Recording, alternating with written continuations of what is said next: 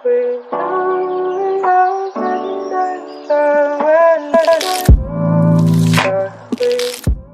guys, welcome to a new reading vlog. So today I have read a bit more of Vampire Academy. Freaking Carly already finished the damn book today, so I have to catch up. I'm 100 pages in and I ran out of gay tabs, so I'm gonna have to switch colors. So I'm gonna probably do this yellow color because it's different than my normal yellow color. That's unnecessary information that you guys don't care about, but I'm still really loving this. And Carly also brought up the fact that Shadow Kissed is what Cassandra Clare tried to do with Parabatize, and I couldn't agree more. I've also been binge watching Smut-a-thon content, basically just creating a last minute TBR for that, and I will let you guys know what I plan on reading on Sunday. Tomorrow is a very busy day. Not only is it Pride, which is at like 10 a.m., which truly, like, why would the gays do that? Like, don't they know that we wake up at noon? I thought that was common knowledge, but I guess not. And then after Pride is the BookCon in Bed live show, which I will hopefully remember to vlog. Also, if you missed it, I'll link it up here. So we got plenty of reading plans this week and plenty of content, hopefully.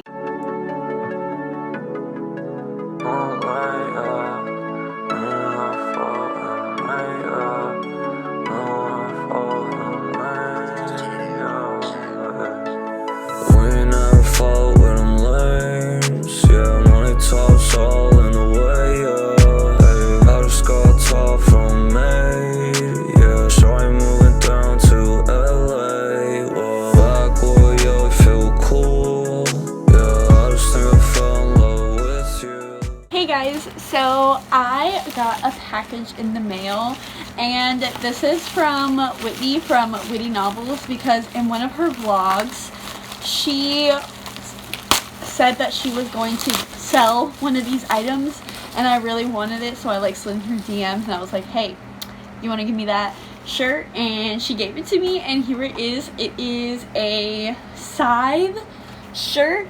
And I know I'm like the biggest nerd ever, but I really wanted it because I love the book so much. And then she was kind enough to send me some extra goodies. Oh, she gave me a little card. Oh, let me read the little card. Oh, how cute! It has a little sloth on it. And then, like I said, she was generous enough to send me 2 arcs, and one of them is Berserker by Emily Laybourne.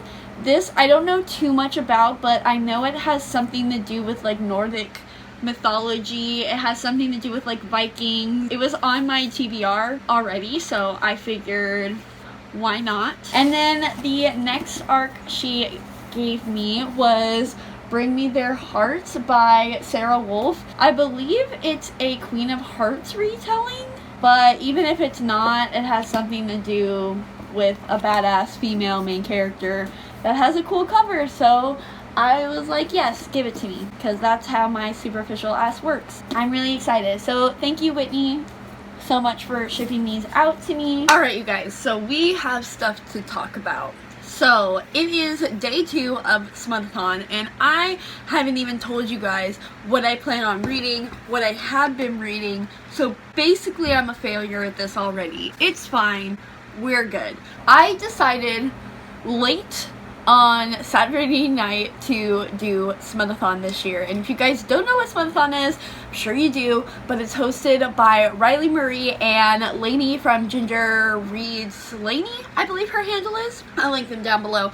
And it's just a week-long readathon where you just read smutty romance books. And if you guys know me and my channel, I don't read a ton of romance. It's just not something I usually put on my TBR, but I do have some on my TBR. So I figured I might as well take advantage of it and try to knock them all out in the week. So the book that I'm reading right now is Rhapsodic by Laura Thalassa.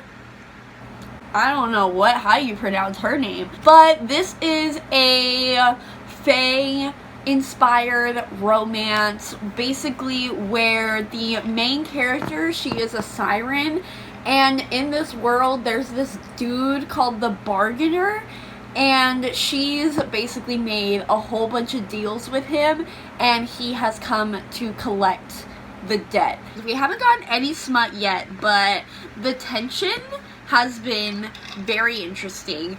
The writing in this is so good, and I'm really enjoying this story. The next book I have is one that everybody's had on their TBR this round of Smut-a-thon, and that is A Lesson in Thorns by Sierra Simone. That cover is just... if you put boobs on a cover, I'm gonna want to read it. And that's that on that. Is that exploitation? Perhaps. But I like to just think of it as expressing your sexuality. So, there you go. I think it has something to do with this librarian who goes into this manor, and there's like a mystery, perhaps paranormal stuff going on. I'm not sure. So we're just going to find out together, and it's going to be a great time. The next book I'm going to read is going to be a reread, and that is Sterling by Danica Dark. This I have mentioned quite a lot on my channel. It's one of my favorite series of all time, but I have never reread it, and I'm really nervous because I'm afraid that it's not going to be good, but we'll see. So Sterling follows this girl named Zoe, and in the very beginning of the book, she goes through a traumatic sexual assault, and after that she develops these powers, and she's basically taken in by this guy who is set to like kind of be like a guardian for her and like protect her and all this stuff, and there's like a big fae kind of world going on in the background. It was really, really good when I reread it, and I love it a lot. Like, it holds a very special place in my heart, so hopefully even if it isn't as good as I remember it being, I'll still be able to have that nostalgic feeling towards it. Another one I might pick up is Sunstone.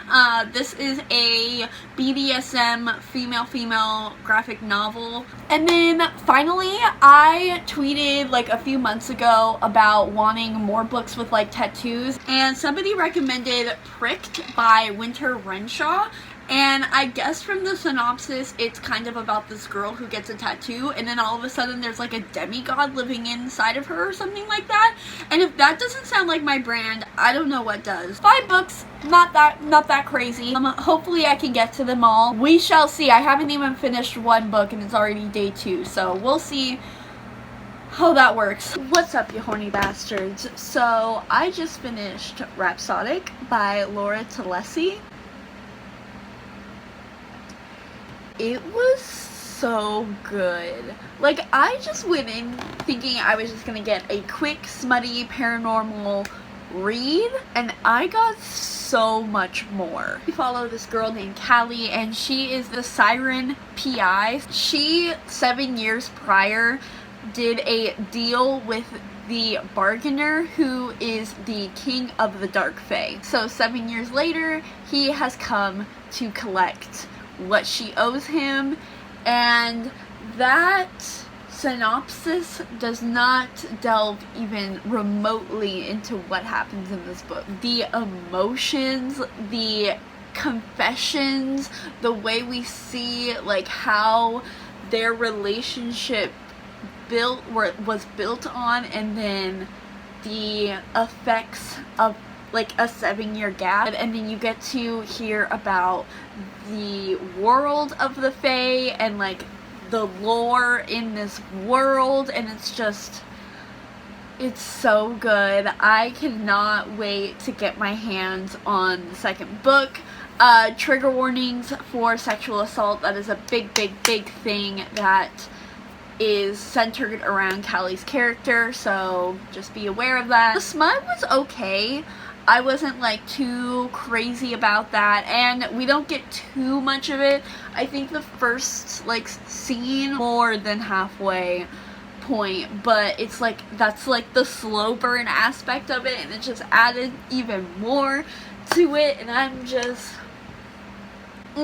I am so in love with this book. I'm so excited. Guys, this was so good. Open all the trucks, get the loot, yeah. Sauna on my feet and it's low, yeah. Hey guys, so I finished Vampire Academy and oh my gosh, I loved it so much. Like, this series is just so good. Like, if you want to pick up some, like, just a refresher of, like, just really classic YA, just pick this up, because honestly, especially if you're in, like, a reading slump, I feel like this is such a good book because it's just so fast-paced and it's not overly complicated, and the characters are just really, really great. There's definitely a lot of slut-shaming in here, not like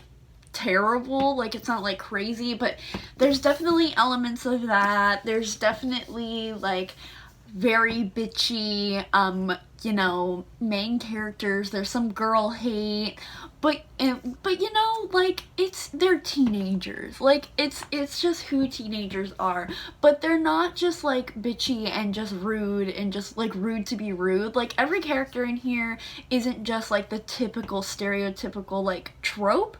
They do have some dimension to them, and also like the banter in here. Rochelle Mead, she just describes teenagers so well. The ending is definitely pretty rushed in this. The climax and everything goes by super quickly and it's definitely rushed, but it's just, this book is so good, and I know the series just gets even better.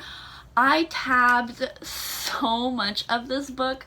I love Daddy Dimitri so much. He's literally perfect. Him and Rose are just, their sexual tension is unmatched by anybody, and it's a slow burn romance, and it's an age gap romance, and it's a student mentor romance. Like, it is literally everything I ever want. All the tropes that I love when it comes to like romance. Looks like it's about 8 times where they said something that was super gay, like Rose and Lissa. I still stand by the fact that I think they should have been canon, at least in a point of the book, or at least like had some feelings towards each other. But I do really love their friendship together, and like I said, I love Rose and Dimitri together, so I'm not like entirely mad about it. I just think it is a bit queer baiting for sure, but again, I really like their strong friendship because, again, considering the time period, I don't think we get a lot of strong female friendships in YA. I get why she went that route. I just think she could have, you know, been a little braver, but again, whatever. I'm just a little bitter. I have Frostbite right now on my shelf, and I want to read it right now. I have like an hour left of Sterling by Danica Dark, so I am going to update you guys on all of my thoughts on that book when I finish it. So it's Friday. It is day 5 of Smut-a-thon. 2 days left, but I finished Sterling by Danica Dark. Here's the deal with Sterling. So I gave this 5 out of 5 stars back in the day in, I think it was 2014 that I read this. I gave it 3 stars today, so clearly my taste has changed dramatically. Is this book good? No, it's really not. Listen, the pacing is so horrendous. The characters are all condescending assholes. And all of the characters are men, except for the main female character. And it's not as fun as you would think. I love the world building. Not in this book. This book is still bad, but like the series overall. If you don't mind reading a series and kind of growing with the series, growing with the world, growing with the author, growing with the characters, I think you would like this book, and the payoff is amazing. Well, you know, we'll see if it still is amazing, because, you know, I thought this book was really good, but, you know, seeing as my reread, it's not that great. But I still do have hope for the rest of the series, so I am going to keep rereading it. I have Twist, I have the audiobook for Twist already downloaded. They're really quick audiobooks, they're like 8 hours, and I can knock them out like that, so not a lot of time is wasted. And also, like, all of the characters except for like one are absolutely horrendous to Zoe. Like, they are so like verbally abusive and disrespectful and all that stuff, despite her going through such a traumatic event, multiple traumatic events. This book has a ton of abuse in it, so just be forewarned. And it's not great. It's really not great. But none of the people are her main love interest in the series, and her main love interest is just, he is beautiful. He doesn't even make an appearance in this first book, so like, when I tell you that this first book does not represent the series as a whole, I cannot stress that enough. Another thing is, Zoe is kind of a dumb bitch, and she grows into a badass female character, so there's another one. It's just a series that you have to just be patient with, and you have to grow with it, and that's just how it is. I will keep you guys updated, and I'm not going to wholeheartedly recommend this until I finish the rest of the series to make sure what I'm saying is true. But for now, I gave this 3 out of 5 stars. It really wasn't that great. I also started A Lesson in Thorns last night. I read the prologue for that, and it was like literary, flowery, metaphorical porn. So if you guys really like flowery writing, so far this prologue is full of it. Like, I was like, is this Strange the Dreamer? I'm confused. Tomorrow is the Casey McQuiston and Taylor Jenkins Reid signing in LA. It is going to be super, super exciting. I'm gonna meet Mel from Mel to the Any, Chelsea from Chelsea Darling Reads. I'm meeting freaking Madeline from Novel Inc., which I am so excited. I'm seeing Monty again from It's Monty. I think Rocky's gonna be there too, so it's gonna be a great time. Remember back in high school when you said that you loved me and you're scared of the future. Now we poppin' bubbly and I'm high on sativa. Stack it up like Jenga. Yeah, I just want family, so I'ma go get them commas. I don't got that many friends. Yeah, you the only friend that I trust, yeah. Hey, you know that you're my best friend, so we ball out till we fucking dead, yeah. Hey, we never fought with them lames, yeah. Money talks all in the way, yeah. I just got top from me, yeah. Shorty moving down to LA, like, bad boy, yeah, we feel cool, yeah. I just think I fell in love with you. Get the loot, yeah. There's honor on my feet and it's loot, yeah.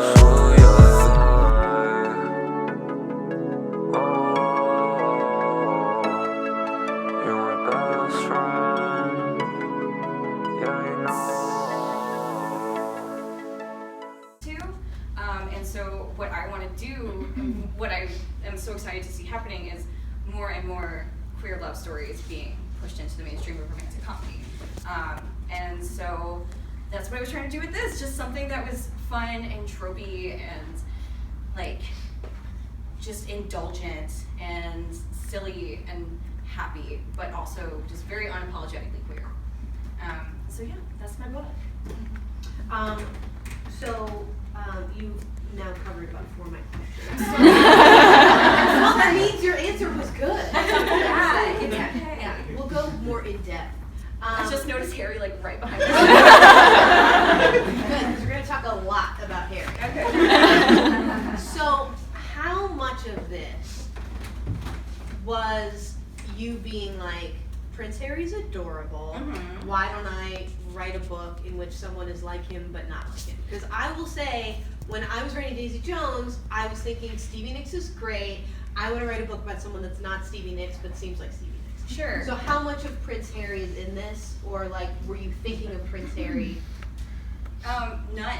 He's None. Like I kind of took pains to make Henry as different from Harry as I could. Yeah. Because I didn't want people to be like, oh wow, this is like weird Prince Harry fan fiction. Right. Not that there's anything wrong with fan fiction with the names change, because like the Royal We I love so much, and it is very Will and Kate in a lot of ways, and I love that about it. You know, it's so fun and it's so like slightly alternate reality. But for me, you know, I really wanted to make him his own person. And I was really interested in this subversion of the Prince Charming trope where he's, you know, he's really private and he's really withdrawn and he's got this very bland persona that's like very palatable, like, you know, nice Prince Charming, nondescript and inoffensive. And I was obsessed with this idea of like all of these things going on under the surface for him, like all this trauma and all of these, you know, like mental health things that were going on with him. And so he's very, I tried really hard to make, like, I always say, like, no actual royals or first families were harmed in the creation of this book. Now, I mean, do I take some shots at some senators? Yes. Well, they deserve it. How did you come up with Alex? Well, I kind of had looked at how, like, Sasha and Malia were treated in tabloids, and I was like, this sucks. But what if this was more of, like, it was an older kid who kind of thrived on the attention and liked to play with it and liked to kind of manipulate the press and have a good time and like was using it as a means to an end of like one day I'm gonna be a senator and like I'm gonna milk this legacy, you know, and that was kind of like where he started for me. I loved the idea of this like rebellious first kid, and honestly, Alex is a lot like me. I put a lot of myself in him, and that's where a lot of him came from. But I'm not gonna lie, he was also very heavily inspired by Alexander Hamilton from Hamilton. Like from Hamilton, from history. But like specifically, like we know that like the actual Alexander Hamilton was not like the character written by Lin Miranda. Sure. So that he didn't rap at all. Yeah, but like no, I mean, well, or maybe he did. Maybe he lost to time. Founder of rap. Yeah. But so that was like part of his personality for me. For sure came from that. It was like it was me. It was people I knew. It was, you know, a lot of people that I am from South Louisiana, and so like I was around a lot of people from Texas and a lot of like people who were like first second generation Mexican from Texas and from like mixed families in South Texas. And it was just somebody that felt really familiar to me from like the minute I came up with him. I was like, oh, I know this person. Like, because he's so many people that I love, and he's also me. So you could have decided to write this book as, you know, the first daughter of the United States falls in love with a princess. Yeah. So why did you go with two men? What drew you to that storyline in particular? Sure. I mean, it wasn't like from jump. It wasn't like I didn't know what it was gonna be. I knew it was gonna be queer. I knew it was gonna be the first family in the royal family. I knew I wanted to play inside these worlds. And I started looking at like how, I mean, the bottom line is like queer men and queer women are treated differently in the world, and not that one is better or worse, it's just a different experience for different people. And I felt like for the plot that I had come up with and like how I wanted things to shake out, it made more sense with two men. And I also was like really into this Prince Charming trope that I wanted to subvert, and I really wanted to play with that, and then that kind of informed the rest of the story for me. That informed how everything was going to shake out with the British tabloids and how everything like would just spiral out from there. So that was kind of like, it was sort of Henry was the starting point for me, and everything kind of fell into place around him. The author Jen Lancaster, she writes really funny memoirs, and she also writes fiction. She will not write a single love scene. She will not, two people can't even kiss in her books because to her, people kissing grosses her out and she just can't write it. You went a different way. This is the filthiest books I have read. Oh my god, it's so nice! No, it's delightful. It's, you know what, it's exact, has anyone read The Bride Test by Helen Wang? Are you sure? So I'll let your opinion matters more. I had to put the book down a few times and catch my breath. It was great. I do not mean to offend. I mean, that's a wonderful description. The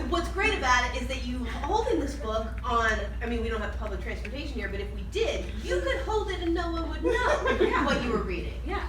It's not like it has, you know, whatever on the cover, but it gets pretty sexy. I mean, it does. To me, it was like, when I went into this, I was like, how do I do this? How do I do? Because like, I read a lot of romance where it's like, all right, we're getting down. Like, I've read a lot of romance where it's like they're making out and then like cut to black. Fade to black, you know. yeah. And I thought about doing Fade to Black just for my own personal comfort level. Well, yeah. Because I was like, because like my mom has not read this book and I will never speak to her about it. I think I was like, please just skim some parts. But for me, it was like I felt like when I wanted it to be. I felt like it would be. If I took it off the page, it would be saying that like somehow this kind of sex is less fit to print than straight sex in a straight romance novel. Exactly. And I didn't want to fucking do that. You know, like I was like, you know, there's nothing inherently dirty about queer sex. No. And I was like,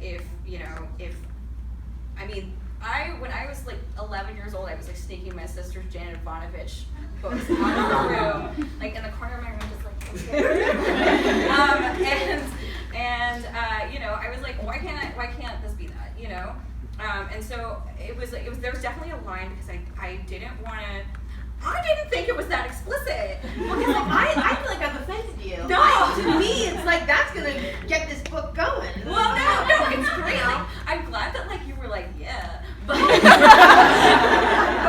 for me, it was like, I mean, I think that I had like certain things, like I actually pulled back a little bit once I found out it was actually going to be published. I'm gonna need to see those chats. I cut some stuff down, and like writing my second book right now is very like I keep having to push myself to put more sex into it because now that I've been published, I'm like, now you know the consequences. People have written it. Before you were all just yeah. Well, no, like when I was writing this book, I was having the time of my fucking life. Yeah. I was like no one's gonna read this. Nobody's gonna buy my like weird gay socio-political romantic comedy about like the first family and the royal family. So I'm gonna do whatever the hell I want. Yeah. And then I sold it and I was like. And so like I cut back and I would like it was like if you ever seen the first season of RuPaul's Drag Race where they just have Vaseline smeared over the you can't really see what's happening, that's what I was doing in my edits, you know? And yeah, I like I said, like I just to me it was like I'm like we're like sex positivity, we're in the fucking rip bonus right now. Like, so to me it was about like being like a very positive about queer sex and about, you know, not pulling back, like, you know, it's the type of thing where like you watch Bohemian Rhapsody and like you see Freddie fucking Mercury kiss one dude one time, you know, and it's like I felt like it would be a disservice to them to like what I was trying to accomplish with writing a queer romantic comedy if I was just like, and then they made out and it was like really cute and like, you know, and so, but yeah, I'm trying to do that with my second book right now too. So I'm glad that you liked it because I'm gonna push myself to write more sex. Please now. do. Yeah. Anytime you can put a lot of sex in a book that has like a cute cover, you're doing a service to a lot of people. Yeah. And also the thing that I will say is you know this is a really cute story that's really fun to read. That I think anyone that likes to read about romance would enjoy this story. It has nothing to do with whether the relationship is queer or not. Yeah. And by you writing those scenes and not being afraid to write them the same way that maybe someone in your position who was writing a straight love story would tell that story, you're normalizing things for people. You know, it's like if someone's reading this book and they only read, you know, male-female romances with male-female sex scenes, and now they're reading this, and you don't cut away, you're exposing them to something and you're normalizing something that they will then feel more comfortable, and they can have a conversation, and the next time they're having a conversation with their friend, they will maybe be a little bit less uptight about X, Y, and Z. So I think those things are important. Yeah. I think that when someone says that your book is filthy, you should be like, yeah, fucking right. I think I'm just coming straight off my mom reading it, so I'm like, please don't remind me. I can't help you with the fact that your mom read it. That sounds awful.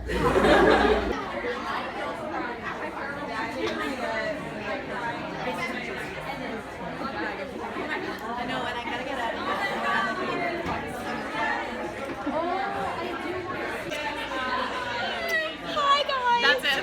it. That's all. That's it. Madeline and Chelsea. See their beautiful glory. And there's CJ. We love that. Here you go. We love. Yes. Hello.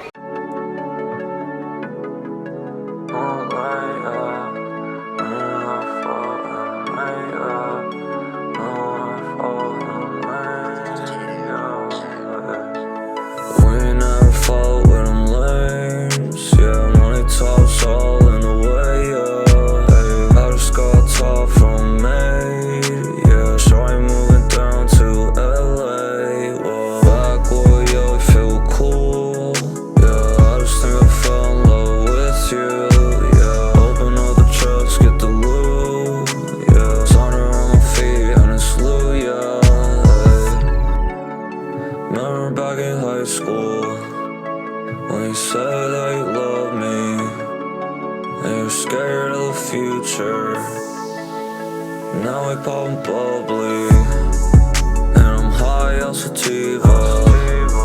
Stack it up like Jenga. Yeah, I just want family.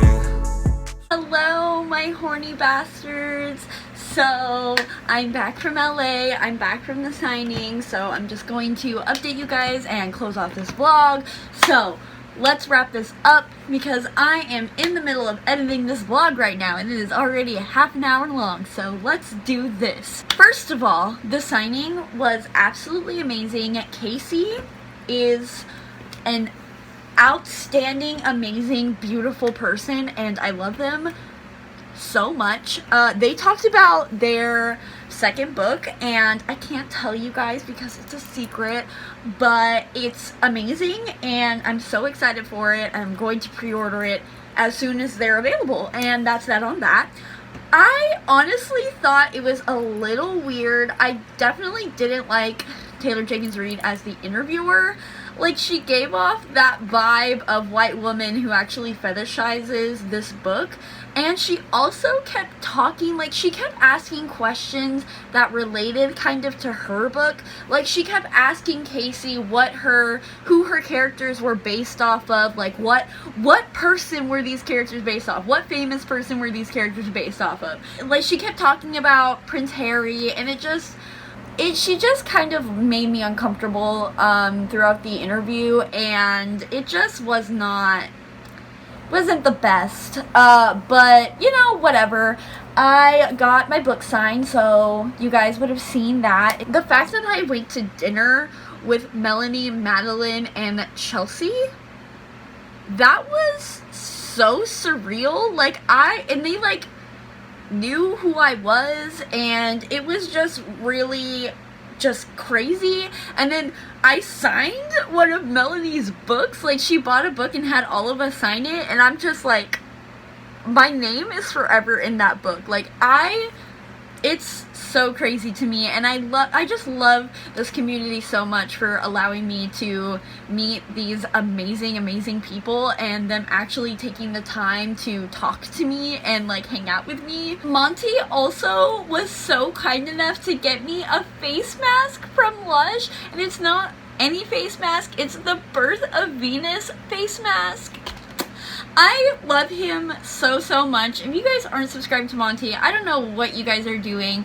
He puts out the greatest book discussions, reviews. Like, I love hearing his opinions on books. I never know what book he's gonna like. Like, I never know what his opinion is gonna be on a book, and I just love that wild card. And he is just such an amazing person, such a funny person, such a down-to-earth person, and how many times am I going to say person? I don't know. But anyways, he got me a face mask and it's so sweet, and I just love him so much, so go subscribe to him. I went to the last bookstore in LA, which was really awesome. Took a bunch of pictures there, and now I'm back home, and now it's the end of Smut-a-thon already. I mean, there's still this day left, and but I'm probably not going to finish any more books, so let's just get right into the books I finished this week. So the first book I finished this week was Rhapsodic by Laura Talesi. This was absolutely amazing. Pretty sure I gave this 4.5 out of 5 stars. absolutely so good. And then I finished Vampire Academy by Rochelle Mead, and I gave this 5 out of 5 stars. I love this book so much, and I love this series so much, so yes. And then I finished Sterling by Danica Dark, which I gave 3 out of 5 stars, and there you go. I am still reading A Lesson in Thorns as well as Twist by Danica Dark, so I'll probably carry that on to the next week when I do a vlog. I think I'm going to take a break with vlogs though, because I don't want to post 2 in a week, because this is going up tomorrow on Monday, so apologies for that, but I'll catch you guys up whenever I do my next vlog. But yes, that's pretty much it. I hope you guys enjoyed this vlog, and if you didn't, well, you just saw Casey McQuiston, so I really can't compete with that. Why are you even subscribed to me anymore? That is all. Goodbye. Have a nice day.